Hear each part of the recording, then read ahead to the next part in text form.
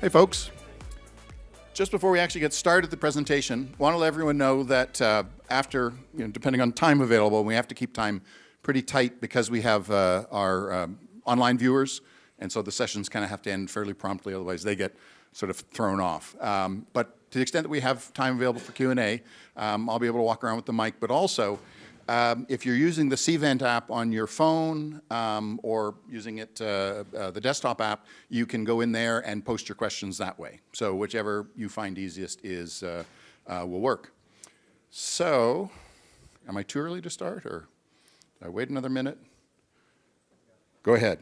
I'm being told to go ahead. All right, so first presentation. Thanks everyone for coming to our third Authenticate conference. First was completely virtual. Last was not quite half and half, and at this point we're like huge. We got over 500 people, I think, now registered, which is amazing. So, first presentation for this track, Tips for Painless Passwords, being presented by Matt Miller from Cisco. And take it away, Matt. Almost biffed it. Watch your step. Hi, good afternoon, everyone. My name is Matthew Miller. I work on passwordless authentication at Cisco. If you've heard of Duo, I work for actually Duo Security under the Cisco umbrella. So a little bit more about who I am. There's my credential ID. I hope at least one of you stored my public key. You're going to need it for later. I think it's the first passkey joke. All right, come on. I'm going to take credit for that. I call myself a self-taught WebAuthn expert. In 2018, I discovered WebAuthn.io and WebAuthn.guide and kind of fell into WebAuthn. It just really appealed to me as a technology. I built kind of a sample project to incorporate WebAuthn and an OAuth, OIDC kind of setup just for fun, as one does. And from that, I was so convinced of the technology that I ended up publishing what is now a FIDO-conformant TypeScript simple WebAuthn library. And then got the notice of Duo at Cisco, so they asked me to join, so I went ahead and joined and ended up taking over PyWebAuthn, so I rewrote that. And I'm also now the steward of WebAuthn.io, if you're familiar with that. Recently released an upgraded version of that, so I hope you've been enjoying the new functionality. And my day-to-day job is, like I said, working on passwordless authentication as a SaaS RP is probably the simplest way. Kind of figuring out the best way to offer up WebAuthn and how to fine-tune the user experience there. So especially with the release of passkeys, a lot of people are like, I want to incorporate passwordless into my website. I want to offer this really cool streamlined authentication experience. How do I get started? And you'll go out there and you'll do some searches, and you may just use WebAuthn. It's easy. Just use WebAuthn. Well, the fact of the matter is that WebAuthn, like that statement masks a lot of the complexity that is actually involved in implementing WebAuthn and creating an authentication experience that people are going to want to use because it gets out of their way quickly. And so what I brought to you today was some tips to help you address questions like, why is my browser asking me to choose between security key or this device? The site shows an error when I try to log in with my phone, like I'm having issues using WebAuthn on my phone. Or I registered in Chrome, but Safari's not letting me authenticate. Like, what's going on? These are the kinds of user issues that your help desk is going to have to answer. But with a little bit of fine-tuned application of WebAuthn, you can very easily address these issues.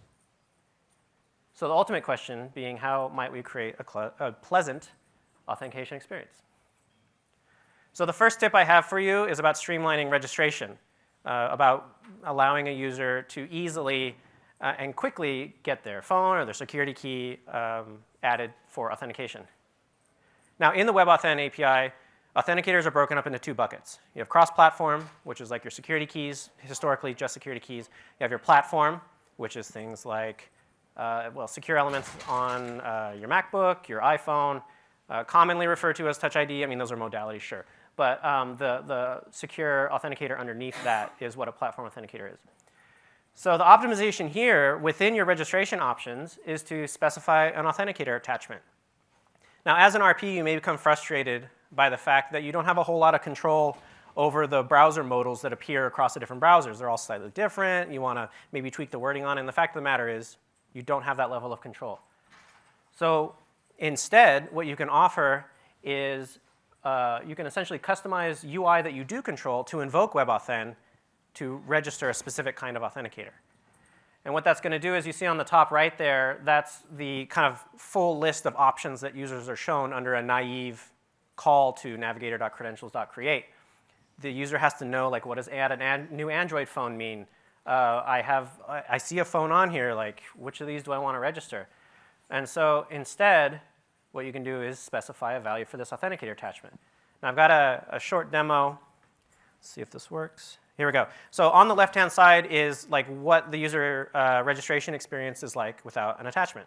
So you click on register, and the user kind of, that's not what I wanted. The user has to know which option they want to select. In this case, they're a little bit savvier, so they get through it a little bit quicker, and in a couple clicks, they register. But they have to kind of pause here and like think about, what is it I want to register? And the RP has no ability to kind of nudge them in a certain direction.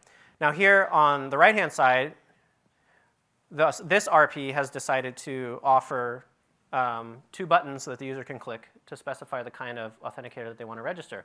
And in this case, because the user knows that they want to register Touch ID, they'll go ahead and they'll click on the Register Platform Authenticator. And the browser, because you've passed it an authenticator attachment of platform, will jump straight to, the the OS's the user verification, this prompt here that you may have seen before. And the user completes that by using their Apple Watch in this case, and then they register and they go on. And so it skips that whole moment that the user has to pause and think about what they do, because you just want them to get through this so they can get on to what they actually want to do. The authentication it's not the destination, it's a stop along the way. And as an RP, it's your job to minimize the amount of time that a user spends there. So now, the second tip that I have is about optimizing authentication, which is arguably more important, because authentication is something that users is going to be doing more often. So here, what I suggest is making use of transports. And if you've never heard of transports before, these are string values that you get back from a registration ceremony that tells the browser, these are hints to the browser about how the browser can find the authenticator that corresponds to a credential ID that you pass in to allow credentials, which is an argument you can pass in during authentication. When you provide those transports, you have to make sure, I want to call out that second paragraph there, you have to make sure that you call get transports during registration, because that's how you get that value back. And to an RP, the value should be of limited utility. It should be an opaque set of values that you basically store specifically to pass back to the browser for authentication. They're not really something that you should lean on to differentiate your user experience. You can, but you are subject to new transports getting added, transports being renamed, if they're experimental. So basically, just call get transports, get the value, store it for authentication to pass back within your allowed credentials. All right, another demo time, real quick. On the left-hand side, without transports, the user has only registered, I want to emphasize here, the user has only previously registered a security key, but transports is not being specified. And so when the user goes to authenticate, the browser asks them, which type of authenticator do you want to use to log in? Well, the user says, oh, well, I think it was Touch ID, but it's not, because Touch ID is essentially, the HSM on the MacBook says to the browser, hey, I don't recognize this credential, so Chrome pops up an error. Now, this user is savvy enough to know that they can go back and try another option, but this is a point where a lot of users will drop out of your authentication and they'll throw their hands up and go, I don't know what to do. Help desk, help me out. So as we see here, we'll just follow this through. The user says, try something new. They use their security key, and they're able to successfully authenticate. Now, on the right-hand side, with transports, we'll see that the user isn't given a choice of the type of authenticator. In this case, because I said they registered a security key, they're going to get back probably like USB, NFC, that kind of thing. And so Chrome will use those hints to talk to the security key, and a security key will go, oh yeah, I recognize that. So the user is taken straight to PIN entry for user verification, because you're requiring user verification if you're doing passwordless, right? And the user is able to successfully complete security key without any confusion, and they're on their way. There we go.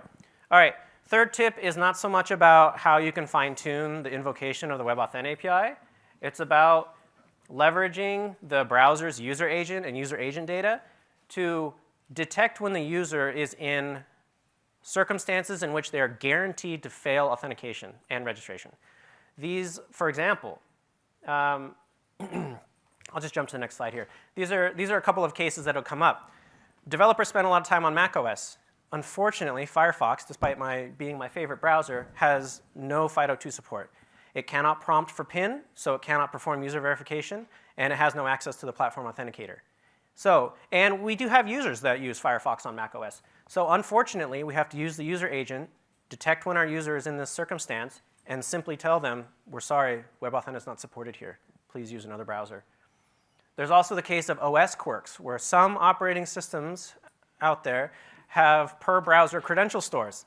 So if a user registers in Chrome on this OS, macOS, they cannot turn around and authenticate on Safari because the credential stores are just bifurcated in that way.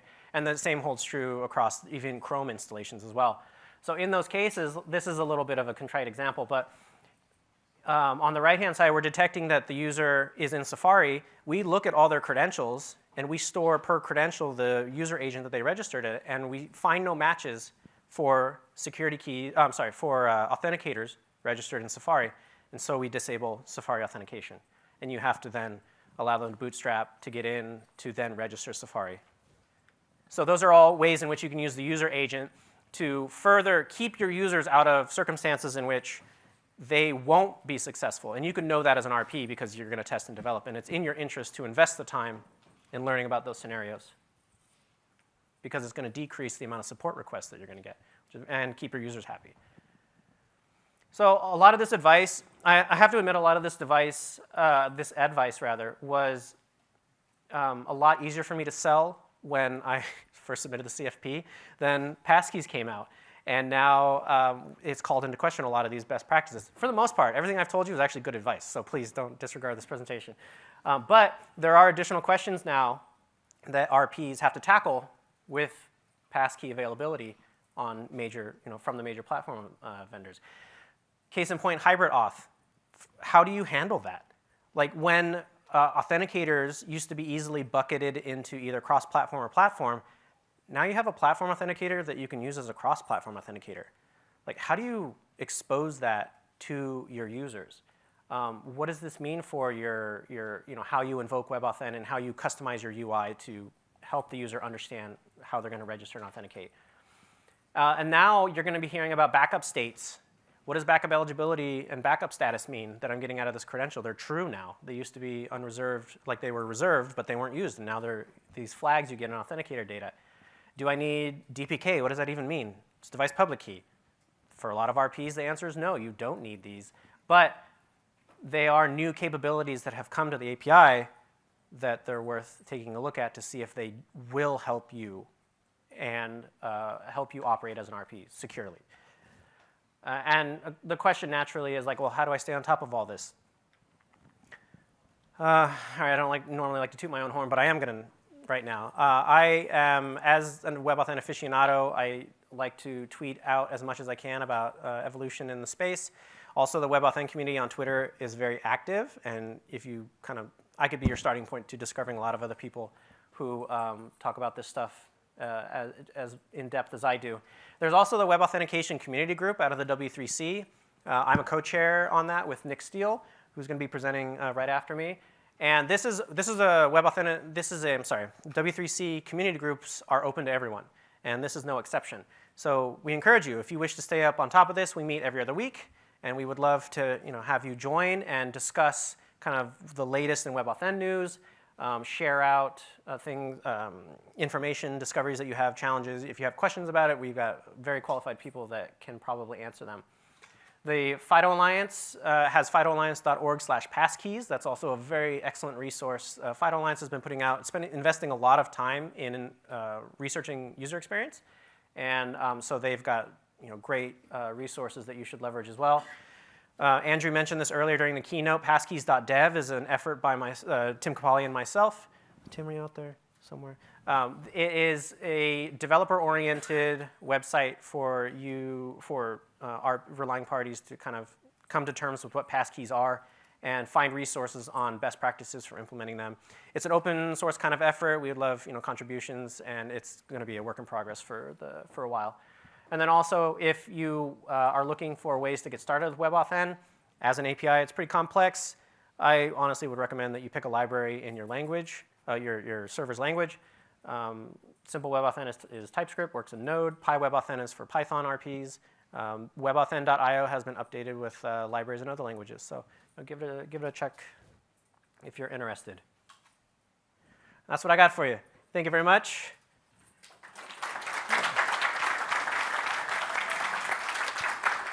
So we have time for questions. I don't see any online. We have a question there at the back. I explained it so perfectly.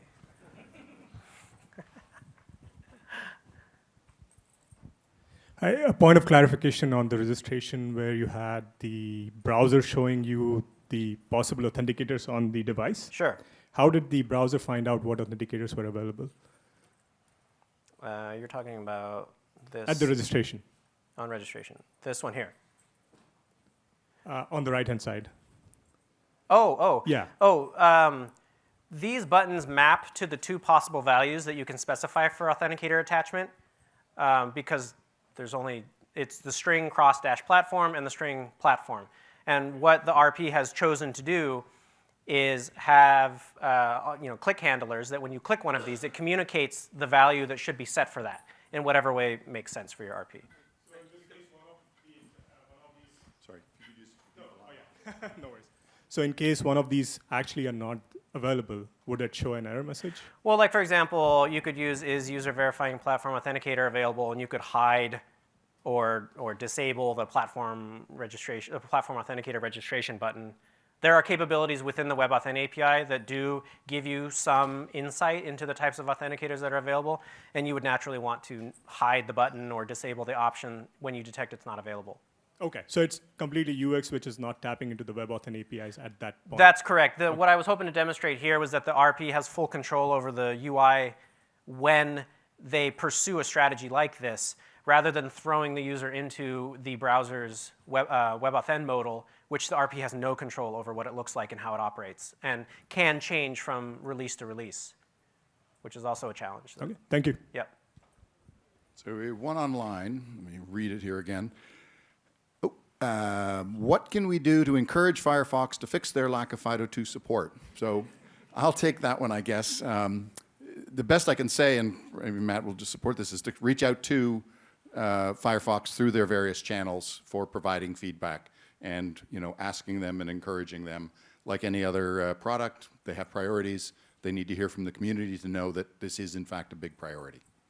Yeah, there is an addition to that, there is a Bugzilla issue that's been open for 2-3 years now. There has been some recent activity on it. A Rust version, I think WebAuthn RS has come along, or RS Web, I can't remember the exact name, I apologize.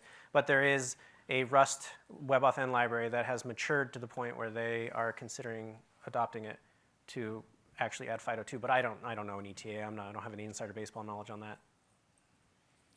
Got a question here. I'll come back for that.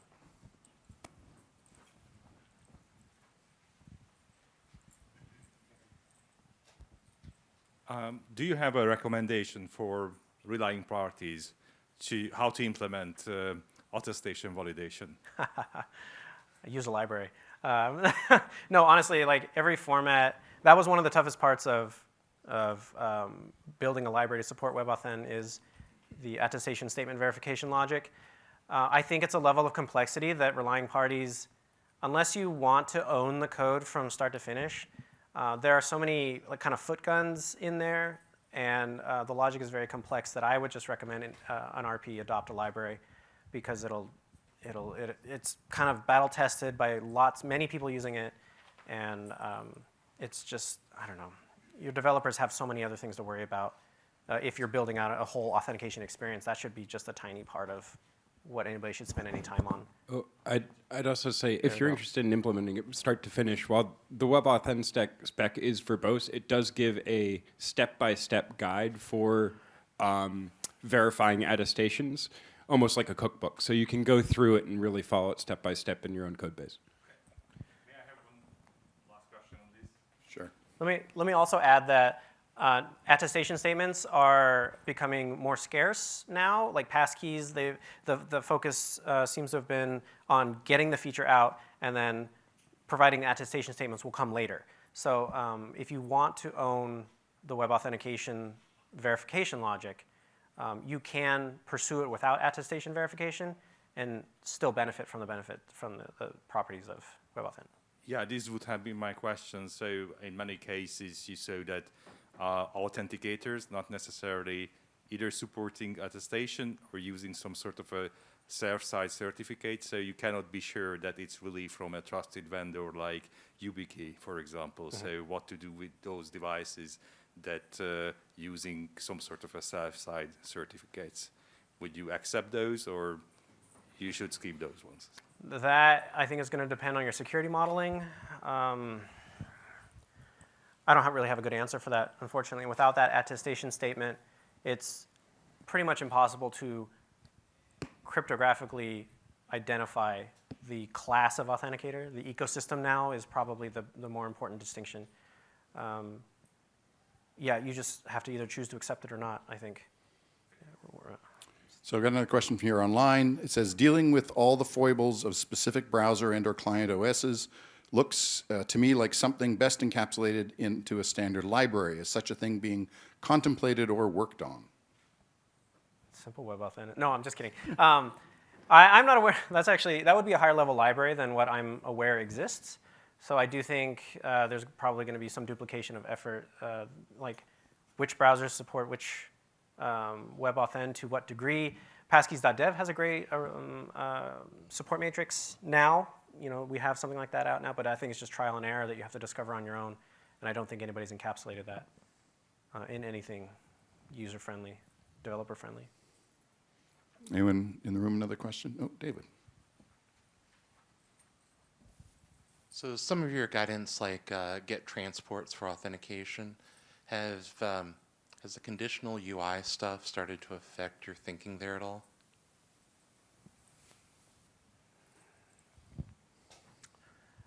That is not something that I have recently sat down to think about.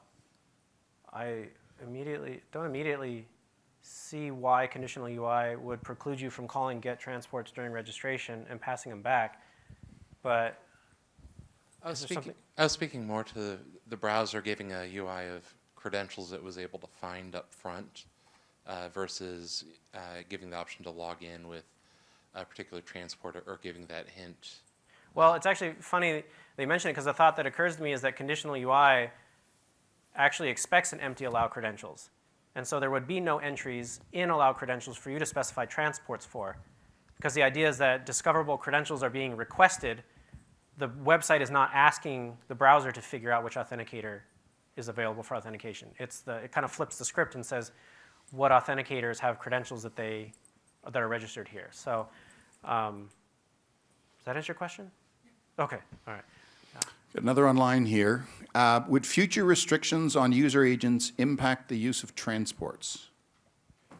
So transports is doesn't have any restriction on user agent. It's a get transports is a method available on the WebAuthn API when you get a response from the credential manager when you call .creator.get. The user agent, the restriction on user agent might be more, it sounds to me, the thing that comes to mind is the fact that user agent data is being essentially frozen across browsers because of user privacy concerns. You can still get a coarse idea of the environment in which a WebAuthn is being invoked, mostly OS and browser name. The versions are less important. But there's also new APIs like user agent data, navigator.user agent data, that I believe Chrome is spearheading to offer an alternative API to user agent that's a little bit more robust and capable of communicating more about the browser in a way that protects the user's privacy. So there's even an evolution in that's worth being aware of if you decide to embrace tip 3. Great. Do we have any more questions here in the audience? Yep, one at the back. This might be our last one. All right.